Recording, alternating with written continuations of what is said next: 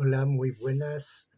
Ya no digo ni día, ni tarde, ni noche. Muy buenas, creo que sería mejor. Queridos hermanos, hermanas y sobre todo aquellos que están viendo este estudio o están viendo mi canal. Espero terminar hoy el asunto del tabernáculo. Faltaba una de las cosas que faltaban dentro del tabernáculo, algunas de las ausencias o de lo que no se encuentra son pestillos o cerraduras. Claro, que me dirá dónde van a ir esas cerraduras si eran cortinas, pero podrían haber hecho puertas y así poder cerrar en los momentos adecuados. Esto nos muestra algo realmente maravilloso, es que Dios es realmente misericordioso y bondadoso. Había una cortina, la primera de ellas, que se podía entrar para entrar a los atrios del templo, digamos, o del tabernáculo, digamos. Entraban en el patio o en los atrios y así podían entrar a través de esa cortina, es decir, a través de Jesucristo. Después en el lugar santo entraban los sacerdotes, pero también era una cortina, solamente era apartarla o levantarla y se pasaba para ministrar, también a través de Jesucristo. Y la última cortina también daba entrada al lugar santísimo. Era una cortina, el sumo sacerdote podía entrar una vez al año, pero solamente era cortina. Esto muestra que lo que separa a Dios del hombre es el pecado, pero su misericordia hace que se pueda entrar a su presencia a través de Jesucristo o de esas cortinas. Desde el principio vemos que todo es de Él, por Él y para Él. No había otra manera de entrar al lugar santo ni al lugar santísimo, sino es a través de Jesucristo. Así que esto es lo que faltaba también, unos pestillos o una cerradura o incluso unas puertas que pudiesen tener los sacerdotes o la tribu de Leví la llave para que nadie más pasara. Pero el amor de Dios está ahí. Venid a mí todos los que estáis trabajados y cargados, y yo os haré descansar. Bueno, esto era la última parte que había dentro de lo que es la falta que se encontraba dentro del tabernáculo. Pero ahora voy a hablar sobre el final, vamos a terminar, ¿no? Aunque ya hemos terminado la visita al tabernáculo, pero antes de terminarlo tenemos aún alguna preciosa enseñanza en la manera que fue construido. Dios le dijo a Moisés: di a los hijos de Israel que tomen para mí ofrenda de todo varón, y que la dieren de su voluntad, de corazón tomaréis las ofrendas. Esto está en Éxodo 25. Son por esta ofrenda que todos los materiales necesarios para la fabricación del tabernáculo se tomaron, por estas ofrendas. Dios reclamaba dones a su pueblo, es decir, una ofrenda. Pero hay que mirarlo bien, solamente las donaciones o las dádivas que fueron dadas de buen corazón, las demás eran rechazadas. La voluntad divina no ha cambiado. Es hoy la misma que en los tiempos de Moisés. Él espera nuestra ofrenda, no solo de dinero, pero de tiempo.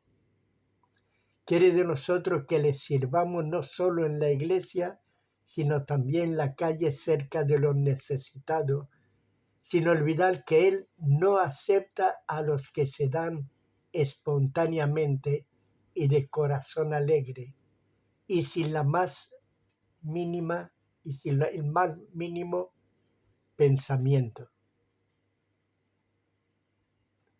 Solo acepta el Señor, solo acepta esto, lo que se dan espontáneamente de corazón alegre y sin el más mínimo mal pensamiento.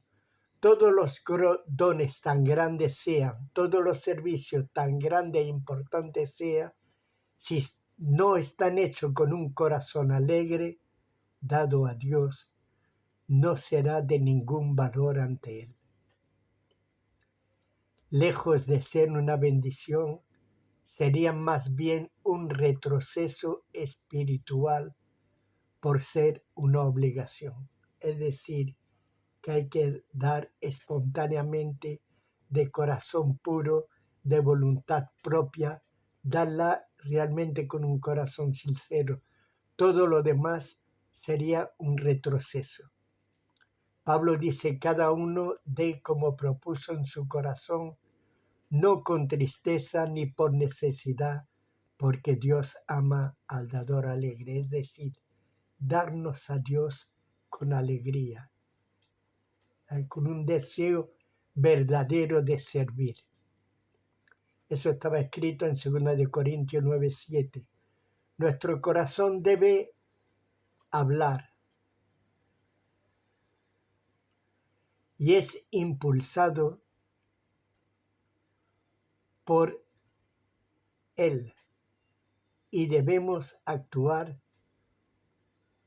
como nuestro corazón nos lo indica. Si hay tristeza, si no hay alegría, si sentimos que nos quitan las cosas en vez de aportarlas alegremente, la aprobación de Dios no va a estar con nosotros. Mejor sería no haber hecho nada. Los dones dados en tales condiciones no traen bendición. Es decir, todas las dádivas que podemos dar sin un corazón alegre, no van a ser de bendición. Dios hizo una llamada a los hijos de Israel y la respuesta fue verdaderamente maravillosa. Nos habla de los que fueron animados de corazón y con un corazón que los impulsó a responder conforme a sus posibilidades.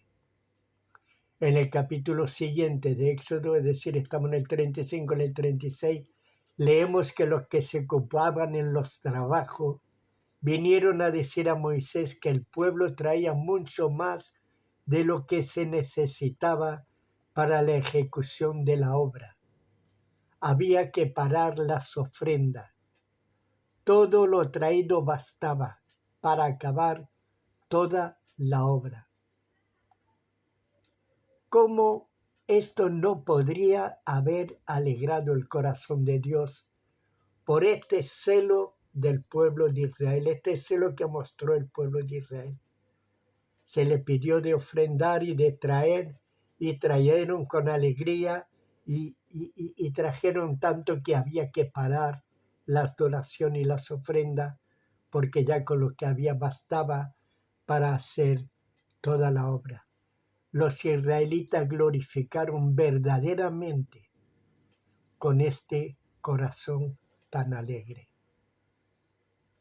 Pero ¿nos contentaremos solo leyendo con admiración tanto celo por Dios y su obra? ¿No nos mueve esto con cierta envidia a nosotros los cristianos? Si sabemos comprender cómo estas ofrendas tan abundantes que hubo que pararlas, pues no sabían cómo seguir utilizándolas.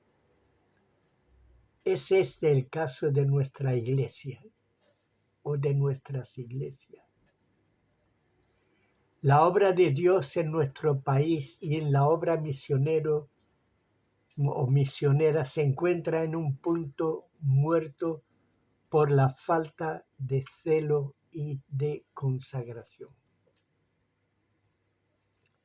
Ahí había un celo por servir y por traer abundantes cosas a Dios. Hoy en día la iglesia del Señor está como parada porque hay falta de celo y falta de una ofrenda voluntaria de nuestras vidas. Falta de consagración.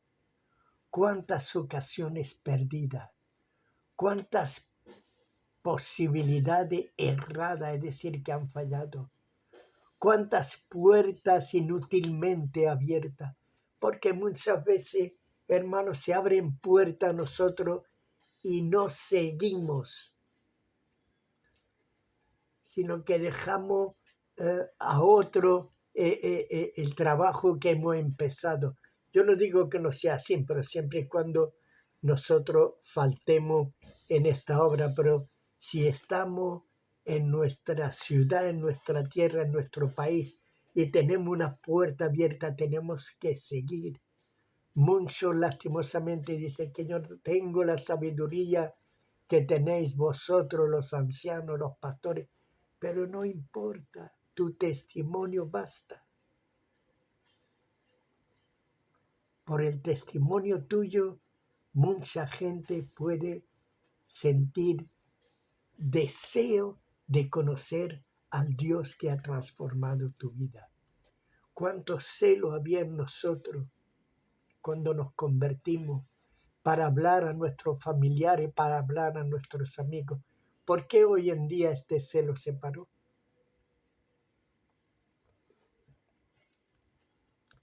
Los israelitas entendieron mejor que los cristianos de hoy sus responsabilidades. Debería ser al revés, pues la Iglesia ha recibido un privilegio más grande que el pueblo de Israel. Hubo de todo abundantemente para la construcción del tabernáculo. No deberíamos en nuestros días decir por lo menos igual cuando Dios está reclamándonos consagración entera y gozosa de parte de su redimido para seguir edificando su iglesia. Por lo menos el mismo celo que tuvieron los israelitas. Sin embargo, este celo debería de ser mucho más grande, porque estamos bajo el nuevo pacto. Después de los materiales podemos considerar a los obreros cómo fueron escogidos. ¿Hizo Moisés una encuesta o examen para encontrarlo? ¿Se contentó con los que se pretendían ser cualificados y sabiondos? No.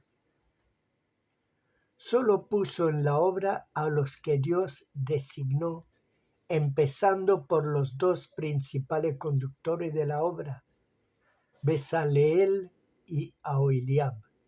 Y dijo Moisés a los hijos de Israel: mirad, Jehová ha nombrado a Bezaleel, hijo de Uri, hijo de Ur, de la tribu de Judá, y lo ha llenado del Espíritu de Dios en sabiduría, en inteligencia, en ciencia, en todo arte, para proyectar diseño, para trabajar en oro, en plata y en bronce, y en la talla de piedra de engaste, y en obra de madera, para trabajar en toda labor ingeniosa.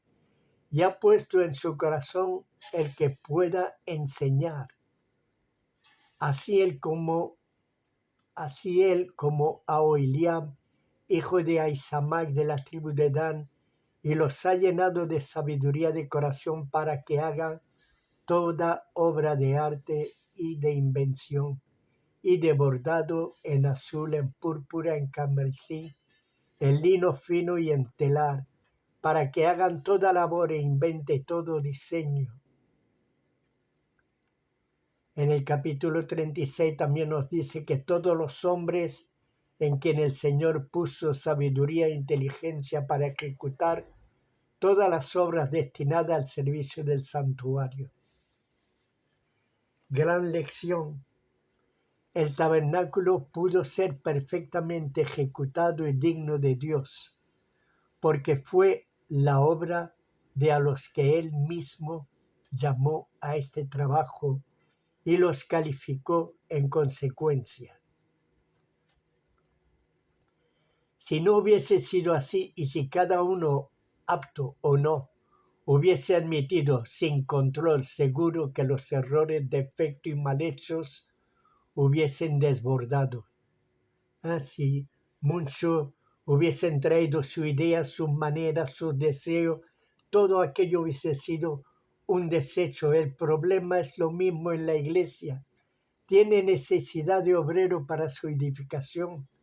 Lo malo es que muchas veces vemos a personas que se han designado ellos mismos, se creen capaces, capacitados, pero en realidad no están cualificados, no han sido escogidos por Dios. ¿Qué trabajo pueden hacer?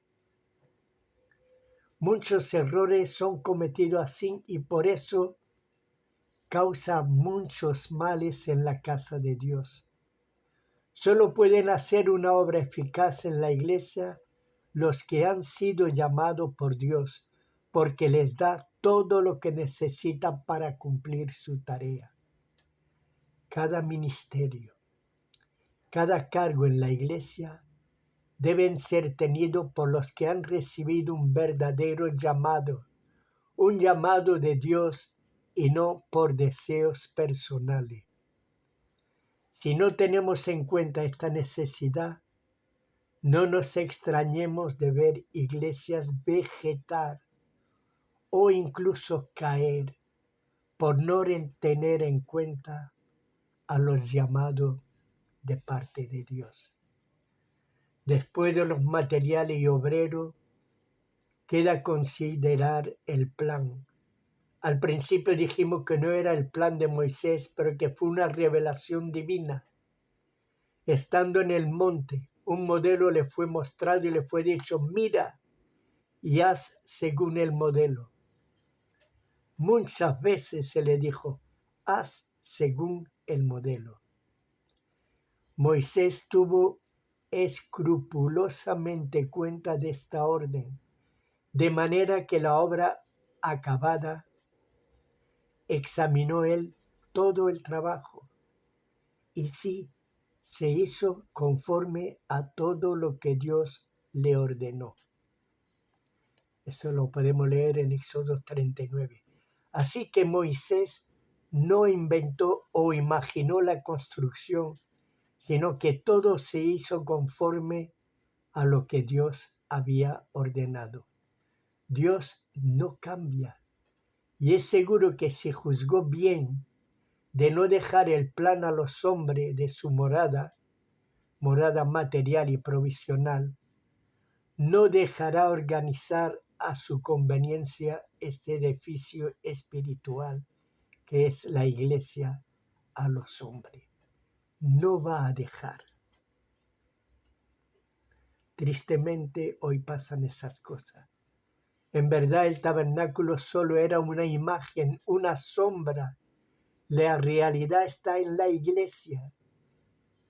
Le fue mostrado un modelo a Moisés y Pablo nos muestra cómo debe ser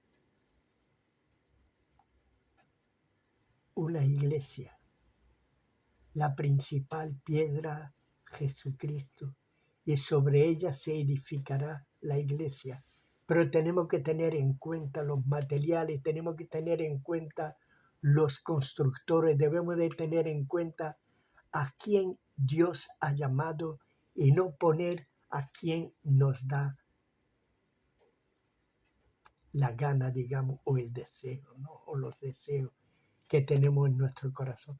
Por consiguiente, esta necesita una atención y vigilancia mucho más grande. Sería inconcebible que Dios no nos haya dejado un plan. Muchas personas ignoran o no lo tienen en cuenta, pero el plan existe. El plan de Dios existe. Está contenido en las epístolas, pero más particularmente en el libro de los Hechos de los Apóstoles. La vida de la iglesia primitiva está descrita para servirnos de modelo del cual nunca debimos desviarnos. Por desgracia, este no fue el caso. De modificaciones en modificaciones, suprimiendo esto, añadiendo aquello, el plan de Dios ha sido trastornado. El resultado, desastroso. Estamos hoy ante grandes y potentes organismos que reivindican que son la verdadera iglesia de Jesucristo. Pero ninguno está edificado en el modelo de la iglesia primitiva. Todos se alejan de una manera u otra. Cuando el hombre quiere intervenir con sus conceptos personales, la unidad desaparece inevitablemente.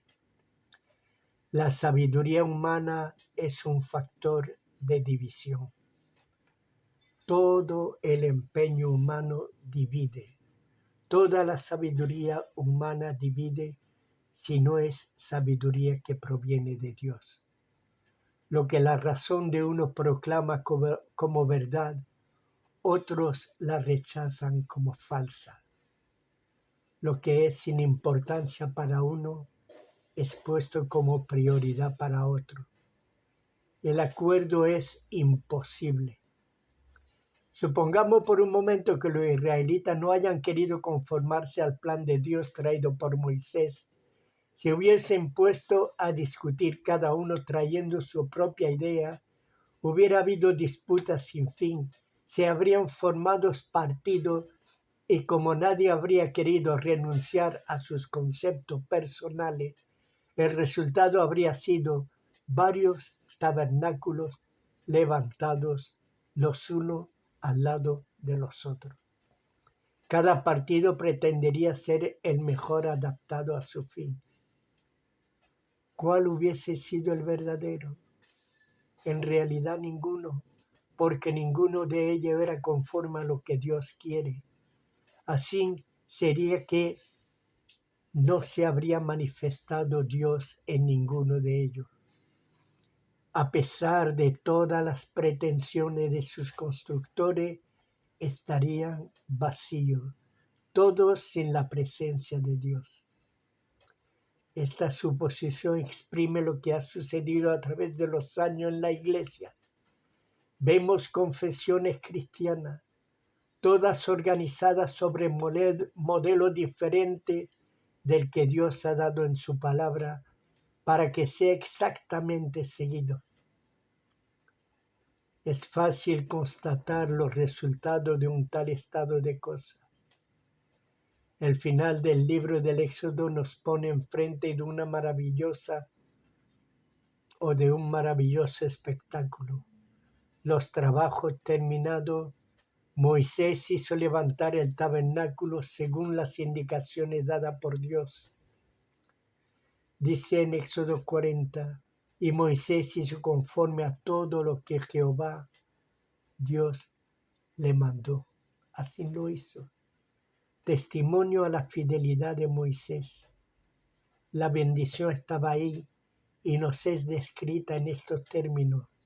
Entonces una nube cubrió el tabernáculo de reunión y la gloria de Dios llenó el tabernáculo. Dios mostraba hacia Israel que esta morada le era agradable y que él aceptaba de venir a habitar en ella. La nube era la señal visible de la presencia divina, presencia que no tenía que ser ocasional o pasajera, pero prolongarse todo el tiempo que anduvieron en el desierto, los 40 años. Todo el tiempo que duró su marcha, los hijos de Israel partían cuando la nube se elevaba por encima del tabernáculo y cuando la nube no se levantaba ellos no salían hasta que la nube no se elevaba, ellos permanecían en el mismo lugar. La nube del Señor estaba de día sobre el tabernáculo y de noche había un fuego a los ojos de todo Israel durante su peregrinación en el desierto. ¡Qué gloria y qué maravilla! Dios estaba en medio de su pueblo. No los visitaba de tiempo en tiempo o de vez en cuando. Moraba con ellos. No olvidemos las tres cosas que hicieron posible que la presencia de Dios estuviera allí con ellos. La primera, la generosidad y consagración que se había apoderado del pueblo. Daba con alegría y con abundancia, sobrepasando la necesidad. 2, trabajaron solo los que Dios llamó y cualificó. 3, el plan de Dios se siguió sin ninguna modificación. Estemos seguros que siempre que estos principios son observados, guardados, Dios bendecirá y manifestará su presencia. El tabernáculo no hubiera tenido ninguna utilidad si Dios no se hubiera mostrado. ¿Qué utilidad puede tener una congregación donde Dios no se manifieste con su presencia? En el nuevo pacto los signos de su presencia no son los mismos que en el antiguo. No se trata de una nube exterior, pero la acción de Dios sobre las almas y cuerpos de los hombres, como el nuevo nacimiento, sanidades, bautismo del Espíritu Santo, dones espirituales, vidas transformadas. Así que la conclusión es la siguiente. La gloria de Dios habitaba en el tabernáculo construido según el modelo. Será igual en la congregación que cumpla fielmente la palabra de Dios. Ahí, a los que cumplen la palabra de Dios y la voluntad de Dios, y los obreros se manda a los que han sido llamados o se pone a los que han sido llamados por Dios, esta congregación andará siempre en abundancia de bendiciones. Shalom, Maranata, que Dios os bendiga, y así termina el estudio del tabernáculo. Muchísimas gracias por todo.